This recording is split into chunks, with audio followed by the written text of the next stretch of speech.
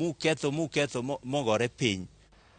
Duol makedo gi mibadhi EACC oyudo loch e bura mabende ne gimako ne mane en jatij jatend piny machon Alexander Sitienei kod kamishona machon mar lope Wilson Gashanja.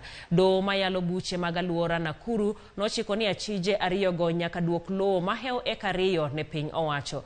Lobno ne oket tenge ne kambi mar maua mar Pyrethrum mabende tiyo godo loso yedhe mag nego kute mane higa 1998. Jang'ad bura Anthony Ombia olero ni Sitienei ok noluwo chik kane okawo lobno manengo ne dirom siling milion 150.